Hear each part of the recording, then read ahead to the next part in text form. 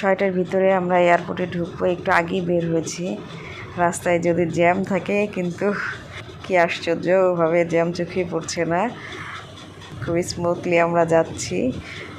প্রতিদিন জ্যাম ঠেলে ঠুলে আমাদের চলাফেরা করতে হয় এই ঢাকা শহরে। আজকে একটু ফাঁকা ফাঁকা লাগছে। ব্যস্ত শহরে ঢাকার জ্যামটাকে একপাশে রাখলে ঢাকা শহরটা কিন্তু সত্যিই অনেক সুন্দর। মাগরিবের আজান হয়ে গিয়েছে, উত্তরের আকাশ এখন আধো আলো ছায়া। খুব দ্রুতই চলে এলাম, বিমানবন্দরের আলো চোখে পড়ছে। আমাদের হাইস্ট আধা ঘন্টার মতো সময় লেগেছে এই পর্যন্ত আসতে।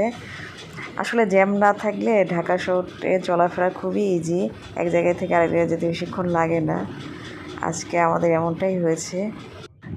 আবহাওয়ায় শীত শীত ভাব, অক্টোবর মাস, আর দিনটাও ছোট হয়ে গিয়েছে। সন্ধ্যাটা খুব দ্রুতই চলে আসলো। শাহজালাল আন্তর্জাতিক বিমানবন্দরের টার্মিনাল 1-এর 3 নম্বর গেট দিয়ে আমরা ঢুকছি। আপনারা চাইলে যে কোনো গেট দিয়েই ঢুকতে পারেন। এয়ারপোর্টের প্রথম তল্লাশি, ব্যাগ স্ক্যান করে গেট দিয়ে ঢুকতে হয়। এয়ারপোর্টের ভিতর থেকে আমরা টাকা ডলারে রূপান্তর করে নিলাম। এখানে কয়েকটা ব্যাংকের বুথ বসানো আছে। ইউএস বাংলা এয়ারলাইন্স থেকে বোর্ডিং পাস নিয়ে এখন আমরা ইমিগ্রেশনে এসেছি। এখানে ভিডিও করা নিষেধ। ইমিগ্রেশন শেষ করে আমরা ভেতরে প্রবেশ করেছি। বেশ কয়েকটা ভালো ভালো খাবারের দোকান দেখলাম। আমাদের হাতে অনেকটা সময় রয়েছে, কিছু খাবারও খেয়ে নিলাম মাঝে। এখানে ভিতরে খাবারের দাম অনেকটাই বেশি।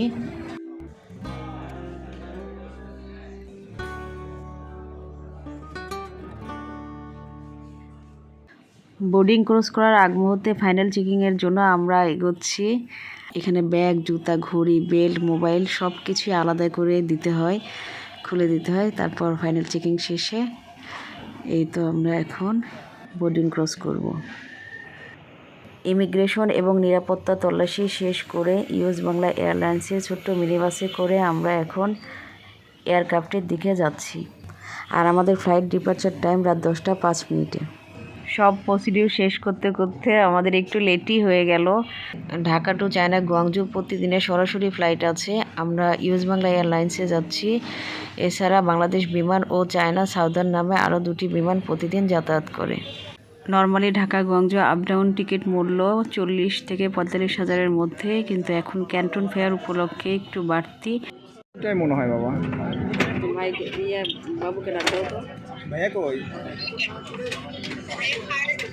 হ্যাঁ, 1 মিনিট ডাক দাও একটু। আচ্ছা ভাইয়াকে ডাক দাও একটু। বাবু ঠিক আছে তাহলে বাবা, নেমে ফোন দিবনি আর কি। ঠিক আছে বাবা, আল্লাহ। বিমানে ওঠার পরপরই কেবিন ক্রু খুব যত্ন সহকারে আমাদের সেফটি ইস্যুগুলো শেখাচ্ছিলেন। আর এই যে সিটের সামনে নির্দেশনামূলক 2টো কার্ড দেওয়া আছে, সিট বেল্ট বাঁধা আর সেফটি ইস্যুগুলো নিয়ে। আমি তুষার দুজনেই দেখছিলাম।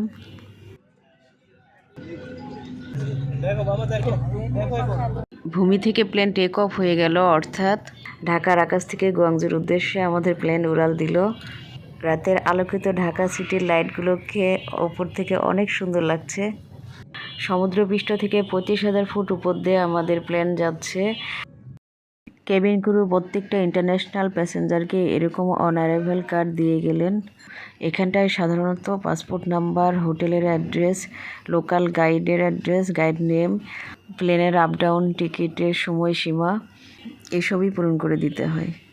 অনেকে প্লেন থেকে নেমেও এটা পূরণ করতে পারেন, তবে প্লেনের ভিতরে পূরণ করে রাখাটাই ভালো ইমিগ্রেশনটা তাড়াতাড়ি পার হওয়ার জন্য। বিমান উড়াল দেওয়ার ঘণ্টাখানেক পরেই মাঝ আকাশে আমাদের খাবার চলে আসলো। আমরা বিফ আর রাইস নিয়েছি, সঙ্গে ফিরনি আর বান ছিল, মাঝে মাঝে কফিও দিয়ে গেল। সবগুলো খাবারই বেশ টেস্টি ছিল। বাংলাদেশ থেকে চায়না 2 ঘন্টা আগানো, আর অলরেডি আমরা চায়নার আকাশ সীমায় প্রবেশ করেছি। আমাদের ঘড়ির টাইম সেটাই বলছে, সময়টা চেঞ্জ হয়ে গিয়েছে। আর এই যে গুয়াংজু সিটি চোখে পড়ছে, আধো আলো ছায়ায় গুয়াংজু সিটির বড় বড় বিল্ডিং, রাস্তাঘাট, বিভিন্ন স্থাপনা দেখতে পাচ্ছি।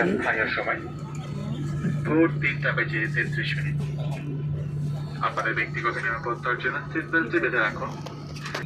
ক্যাপ্টেন রুহুল কাদের। ঢাকা থেকে আকাশপথে পূর্ব দিকে ইন্ডিয়া মায়ানমার হয়ে আমরা গুয়াংজু সিটিতে এসে পৌঁছালাম। আর আমাদের টোটাল সময় লেগেছে 3 ঘন্টা 45 মিনিটের মতো। আমরা চায়নার সবচেয়ে ব্যস্ততম এয়ারপোর্ট বাইয়ন এয়ারপোর্টে নেমে পড়েছি। এটি গুয়াংডং প্রদেশের গুয়াংজু সিটির বাইয়ন ডিস্ট্রিক্টে অবস্থিত। আর করোনার আগে অর্থাৎ 20 সালের আগে এটা বিশ্বের সবচেয়ে ব্যস্ততম এয়ারপোর্ট হিসেবে স্বীকৃতি লাভ করে। বোর্ডিং ব্রিজ ক্রস করে এখন আমরা ইমিগ্রেশনের দিকে আগাচ্ছি। আমরা না হলেও তো আধা ঘন্টা আগে নেমেছি, অর্থাৎ প্লেন ল্যান্ড করেছে আধা ঘন্টা আগে, আর এই বোর্ডিং পর্যন্ত আসতে এতক্ষণ সময় লেগে গেল। এয়ারপোর্টটা অনেক বড়, অনেকক্ষণ হাঁটছি তাও যেন হাঁটা শেষই হচ্ছে না, যদিও আমরা এরকম এক্সিলেটর দিয়ে যাচ্ছি তারপরেও।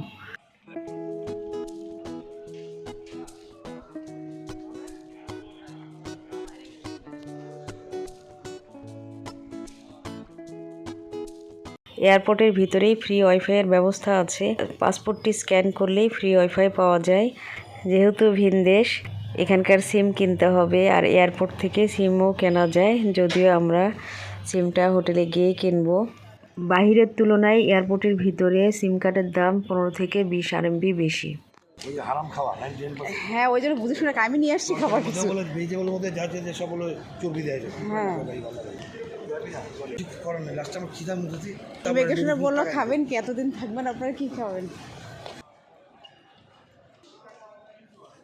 আগে থেকে যারা সাধারণত ট্যাক্সি বা গাড়ি বুক করে এসেছেন সেই ড্রাইভারগুলো এসে দাঁড়িয়ে আছেন তাদের ক্লায়েন্টের জন্য। আর আমরা তো আসলে একটা গ্রুপে এসেছি, আমাদের হোটেল থেকে বাস আসবে, আমরা সেদিকে যাচ্ছি। আর বলে রাখি এই এয়ারপোর্টের মেট্রো লাইনও আছে, অনেকে চাইলে মেট্রোতে পুরো গুয়াংজু সিটিতে চলাচল করতে পারেন, যে যেখানে যাবেন আর কি। তো আমরা আমাদের গাড়িটা যেখানটায় আসছে যে গেটের কাছে সেদিকে যাচ্ছি। খুব সুন্দর একটা চ্যালেঞ্জ অতিক্রম করছি, দারুণ। এরকম মাঝে মাঝেই সুন্দর দৃশ্য সম্বলিত চ্যালেঞ্জ চোখে পড়ছে, ওয়াল চোখে পড়ছে। এদিক দিয়ে আসলে মেট্রো রেলে মানে মেট্রোর দিকে যাওয়া যায়।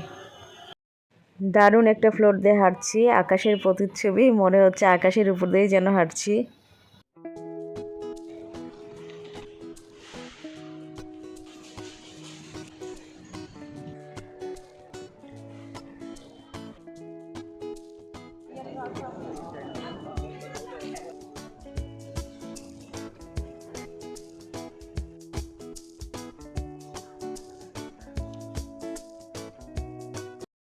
এর আগেও কয়েকটা এক্সিট গেটে এরকম দেখলাম, এখানটাও দেখছি। অর্থাৎ সবগুলো গেটের সামনে এমন শুভাকাঙ্ক্ষীরা দাঁড়িয়ে আছে, কেউ হয়তো বা আত্মীয় স্বজনকে রিসিভ করতে আসছে, কেউ বা ট্যাক্সি ড্রাইভার, কেউ আবার হোটেল থেকেও রিসিভ করতে আসছে। আবার অনেকে যারা বিজনেস পারপাসে এসেছেন তারা কেউ হয়তো বা বিজনেস মিটিংয়ে আসছেন, ফ্যাক্টরি ভিজিটে আসছেন, ওখান থেকেও রিসিভ করার জন্য ওয়েল উইশাররা এসেছেন আর কি।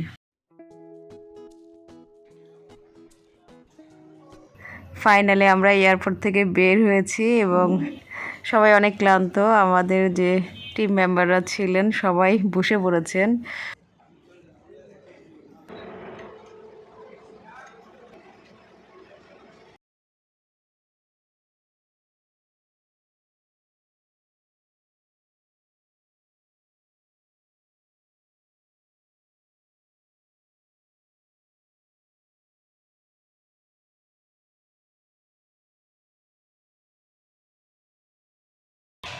এয়ারপোর্ট থেকে এক্সিট হয়ে আমরা এখন হোটেলের দিকে যাচ্ছি, আর চায়নার আকাশে ভোরের আলো ফুটতে শুরু করেছে।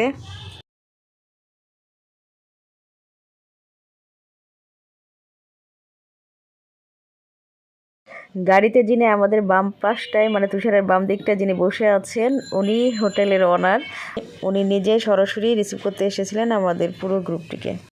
আমরা অনেকক্ষণ ধরেই হোটেলের দিকে যাচ্ছি, কিন্তু রাস্তার দুপাশে কোথাও কোনো ময়লা চোখে পড়ছে না, আর খুব সিমসাম, পরিষ্কার পরিচ্ছন্ন সব কিছুই। কিছু কিছু জায়গায় দেখলাম কাজ চলছে, বিল্ডিংয়ের কনস্ট্রাকশন, রাস্তার কাজ। আর আসলে ভাবছি প্রযুক্তির দিক থেকে সত্যিই চায়না অনেকটা এগিয়ে গিয়েছে।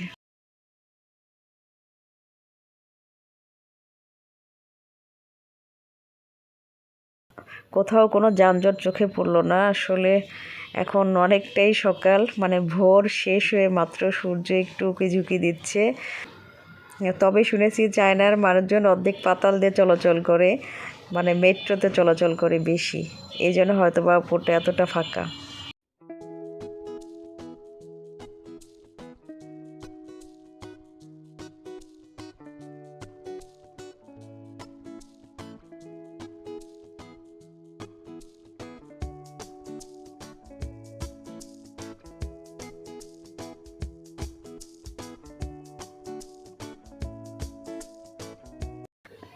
রাস্তার দুপাশে মনোমুগ্ধকর দৃশ্য দেখতে দেখতে আমরা তো প্রায় চলে এলাম হোটেলে। এই তো এটাই আমাদের হোটেল, আগে ছবিতে দেখেছিলাম।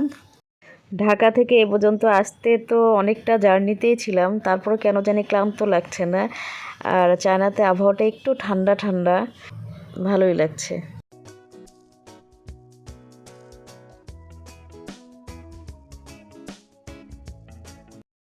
আমাদের এই হোটেলটির নাম ফিলিক্স হোটেল, আর এটা রেনহেতে অবস্থিত।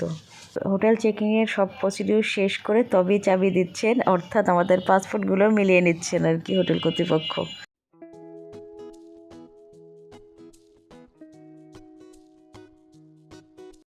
হোটেলের রিসেপশনটা বেশ বড়, পরিষ্কার পরিচ্ছন্ন, দেখতেও সুন্দর। বড় সড়ো পরিপাটি একটা ডাইনিংও আছে।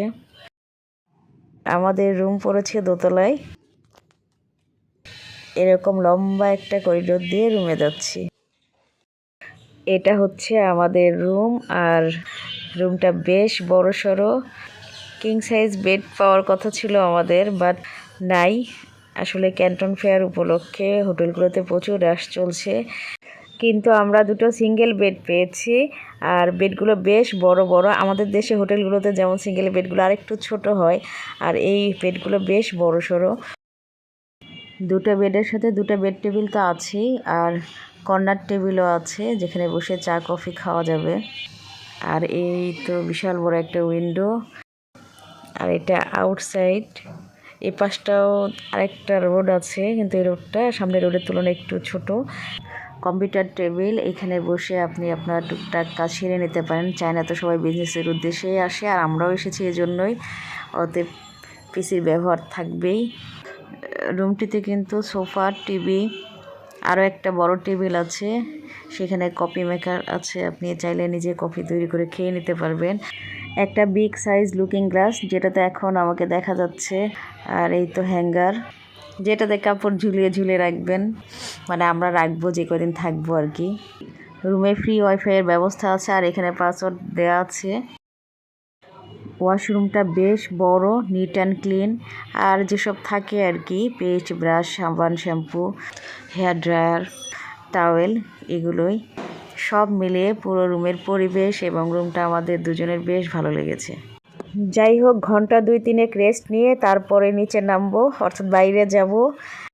সবাই অনেক অনেক ভালো থাকবেন। আল্লাহ হাফিজ।